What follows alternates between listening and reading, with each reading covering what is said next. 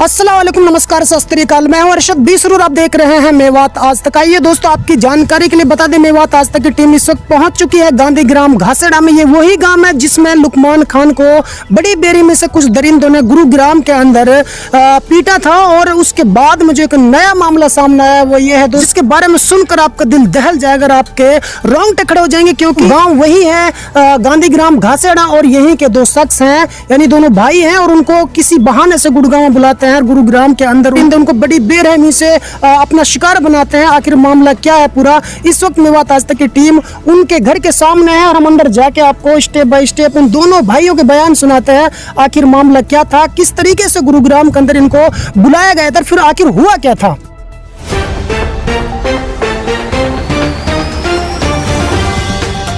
तो दोस्तों, इस वक्त मेवात आज तक की टीम उस घर के अंदर एंट्री कर चुकी है जहां पर उन दो भाइयों को गुरुग्राम के अंदर बड़ी बेरहमी से उन दरिंदों ने पीटा था। यहां पर गांव घासेड़ा की सरदारी मौजूद है। इनके बीच में आज हम इन दोनों भाइयों के स्टेप बाय स्टेप बयान लेंगे और आप तक पहुंचाएंगे। आखिर ये जो मॉब लिंचिंग की घटनाएं हैं देश के अंदर लगातार बढ़ती जा रही हैं। सरकार, हरियाणा की खट्टर सरकार और केंद्र की मोदी सरकार गोरक्षा के ऊपर तो एक कानून लेकर आए हैं, लेकिन इंसानों की हत्या के ऊपर अभी तक कोई कानून लेकर नहीं आए हैं। जो बड़ी घटना है कि लगातार इस देश के अंदर मॉब लिंचिंग की घटनाएं दिन प्रतिदिन बढ़ती जा रही है। पीड़ितों को कोई इंसाफ मिलता नहीं है, दरिंदों के हौसले बढ़ते जा रहे हैं। तो मैं फिलहाल सबसे पहले आपको मिलाना चाहता हूं उसी शख्स से जिसको बड़ी बेरहमी से पीटा है और इस वक्त जो है वो चारपाई पर लेटा हुआ है।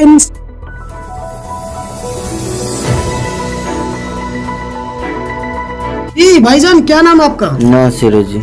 नासिर भाई, आप हमें विस्तार से बताना, बड़ी दुखद घटना है ये पूरे मेवात में इसका मातम, क्योंकि 4 दिन पहले एक और भाई को पीटा गया था और कुछ ही दिन बाद आप पर ये हमला किया। कि मामला क्या है, कैसे आप वहाँ पर गए थे? जी, जानकारी ही ढोर दिलवा करे।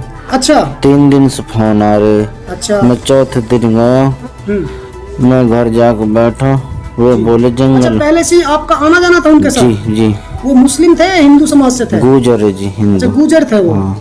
अच्छा, आप एक विश्वास पे चले गए? विश्वास पे चले गए, जैसे रोज जाकर फोन करा करे जी। तो फिर क्या हुआ? वो बोले जंगल में, उनके ढोर जंगल में चरक रहे। अच्छा, फोन कैसा आया था आपके पास? पिकअप लिए। अच्छा, और से आज मोटरसाइकिल से। अच्छा, ढोर तुरंत चढ़वा देंगे। कौन सा ढोर की बात कर रहे थे? भैंस, दूध वाली। हाँ। अच्छा, भैंस का कारोबार है आपका? जी, दूध वाली भैंस किसानों को बेचे। ठीक है, तो आप कितने बंदे गए थे यहाँ से? 2 गए, एक मुरसलीम, एक मैं। पिकअप ले गए थे आप? नहीं, मोटरसाइकिल से गए। अच्छा, वैसे देखने के लिए बुलाया था ना, सौदा करने के लिए? जी जी।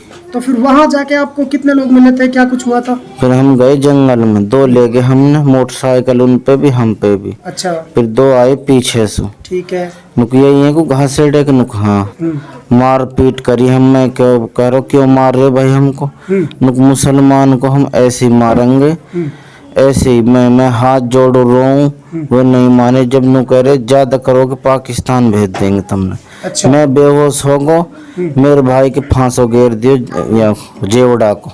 दोस्तों, आपने इस पीड़ित नासिर की जबानी सुनी है और मैं बताना चाहता हूं कि जो अपने ही देश के नागरिक को पाकिस्तान भेजने की बात करते हैं वो क्लियर देशद्रोही है, उन पर देशद्रोह का केस लगना चाहिए। लेकिन ये सरकार ऐसी है कि किसी को आज तक पीड़ित को इंसाफ मिला नहीं और दरिंदों को माला और हार पहनाते हैं। लेकिन आपने सुना कि ये पीड़ित बता रहा है कि बुरी तरह मारने के बाद साथ साथ में उनसे ये भी कहा जा रहा था कि आपको एक, अगर मुसलमान है तो उनसे ये कहा जा रहा है कि आपको पाकिस्तान भगा देंगे। ज्यादा कुछ कहा तो, क्योंकि पाकिस्तान हमारा मुल्क नहीं, हमारा देश हिंदुस्तान है और अपने ही मुल्क के नागरिक को कहा जाना कि तुम्हें पाकिस्तान भेज देंगे, तुम मुसलमान हो, तो ये एक तरह से देशद्रोही है, क्योंकि देश को बांटने की बात कर रहे हैं। तो अच्छा, मेरे भाई ले गो चौकी जी। फिर चौकी में हमने पता नहीं थी क्या रिपोर्ट दर्ज करी है, क्या ना करी जी। जी, उन्नत नु मारो लुकमान गांव के जी, अच्छी तरह ऐसे मारेंगे तुम लुकमान गांव के हो। हम पे केस बंधवाओ, हमारे वो खाओ देश में। अच्छा, हमारे देश में खाते हो, हम पे केस बनवाओ? हाँ जी। और 1.5 लाख रुपए हमारे ले गए लूट के। 60,000 मेरे भाई की जेब में और 90,000 मेरी में। ठीक है। तो दोस्तों आपने नासिर की ज़बानी सुनी है कि वो जब पीट रहे थे तो वो ये भी कह रहे थे साथ में कि हमारे ही देश का खाते हो और हम पे ही केस बनवाते हो, यानी कि वो हिंदुस्तान को सिर्फ अपना देश समझते हैं, हमारा देश नहीं समझते हैं। ये भी एक तरह से वो देशद्रोही हैं, लेकिन सरकार अपने कानून का पालन करे तब वो देशद्रोही है, क्योंकि ये देश जितना हिंदू का है उतना ही मुसलमान का, जितना सिख का है उतना ही ईसाई का एक सेकुलर कंट्री है। और ये कहना कि हमारे देश में खाते हो हम पे केस लगवाते हो तो ये एक दंडनीय अपराध है। ऐसे लोगों को सख्त से सख्त सजा मिलनी चाहिए और इनके साथ मार पिटाई के अलावा इनके जो पैसे थे करीब 1 लाख के समथिंग वो भी उन लोगों ने लूट लिए हैं। अच्छा, फिर कैसे आप जान बचाकर वहां से आए थे? मेरे भाई मुझे लाया जी चौकी, मुझे क्या कुछ पता ना क्या हो रहा जी। फिर पुलिस वाले ने अपने आप लिखी रिपोर्ट जी मेरे खाली दस्तक करवाए, मुँह पतना कहाँ करवाए जी। पुलिस वाले आ गए थे वहाँ पर? जी चौकी चले गए ना। चौकी? भाई ले गए मुँह पटक के अच्छा, मोटरसाइकिल। अच्छा। मुझे पता ना क्या लिखा क्या ना लिखा। फिर मेरे भाई गए यहाँ से रिजवान जी। वे अस्पताल ले गए, हमने मेडिकल हुए हमारा, ठीक है। हमारी कोई सुनाई ना हुई, हमारा इंसाफ होना चाहिए। अच्छा, अभी तक चलिए पुलिस प्रशासन जैसा आपने वहाँ पे गए थे तो कुछ पता लगा कि क्या कुछ कार्रवाई की पुलिस ने? कुछ नहीं करी, कुछ नहीं किया जी। तो आप क्या चाहते हो? हमें पूरा इंसाफ होना चाहिए, पुलिस हमारा संग नहीं दे रही। कितनी चोटें आपको लगी है? मेरे पाँव सूजे पड़े, भांडी जी। और 10 किस टाँके। चीज से वार किया था आप पे? लाठी हॉकी लाठी और हॉकी से वार जी। किया था, ठीक है। तो दोस्तों ये आपने नासिर की ज़बानी नासिर की पूरी कहानी सुनी है, किस तरीके से उन दरिंदों ने इनको बड़ी बेरहमी से पीटा है, क्या कुछ इनके साथ वारदात घटी, क्या कुछ इनसे कहा है, वो तमाम बातें आपने सुनी। फिलहाल मैं इनका भाई एक दूसरा है मुरसलीम, उनसे भी जानना चाहता हूँ।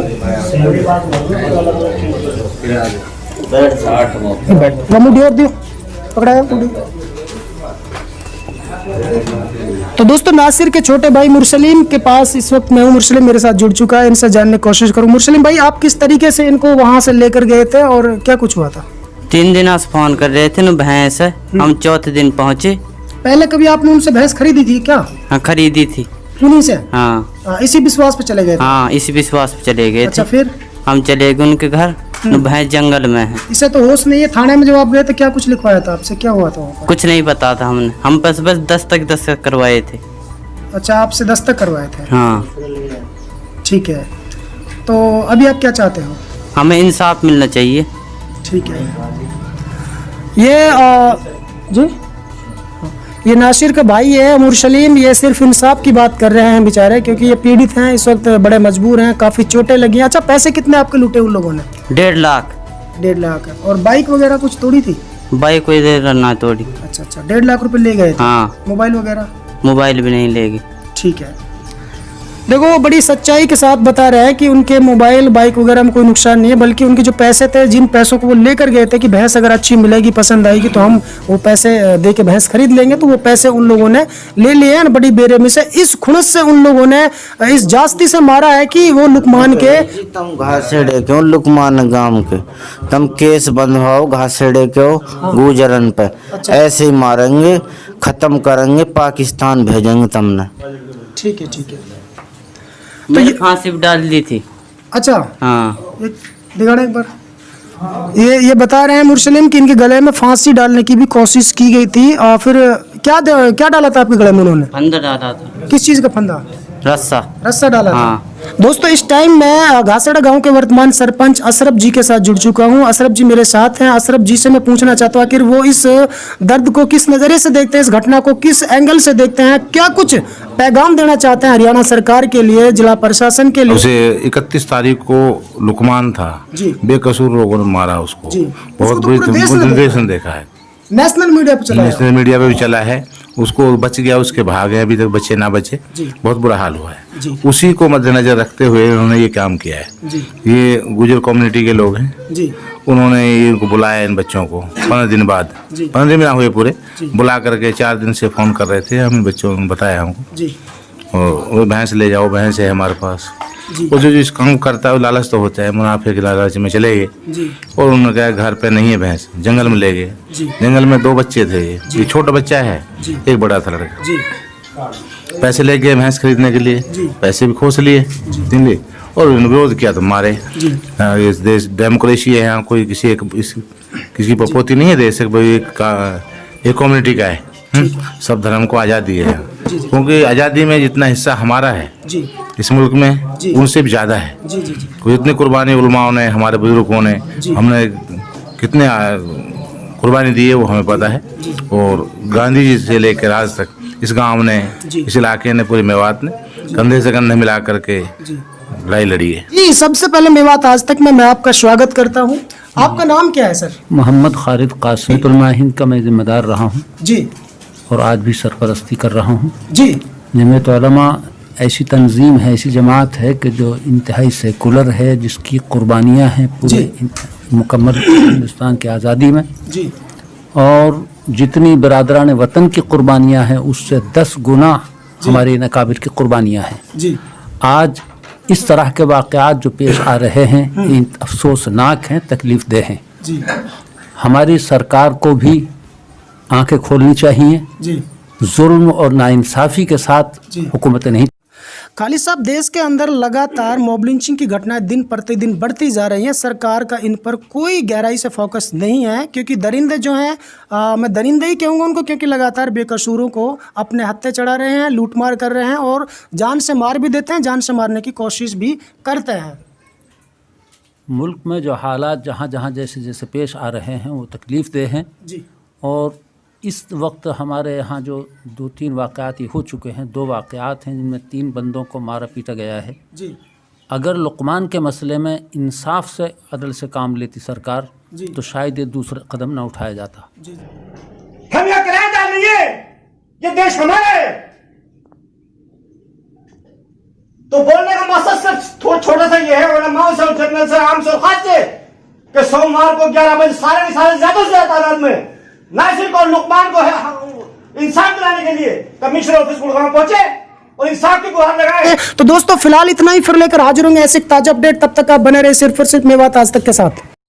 प्यारे दोस्तों, यदि आप हमारी इस वीडियो को फेसबुक पेज पर देख रहे हैं तो हमारे पेज को लाइक कीजिए, शेयर कीजिए। यदि इस वीडियो को यूट्यूब पर देख रहे हैं तो हमारे चैनल को सब्सक्राइब कीजिए और बेल आइकन घंटी को दबा दीजिए। प्यारे दोस्तों, यदि आपको लगता है कि हम समाज के लिए बेहतर काम कर रहे हैं तो आप हमारे चैनल की मदद कीजिए। तो दोस्तों फिलहाल इतना ही, फिर लेकर हाजिर होंगे देश और दुनिया से जुड़ी ताज़ा तरीन खबरें। तब तक आप बने रहिए सिर्फ और सिर्फ मेवात आज तक के साथ।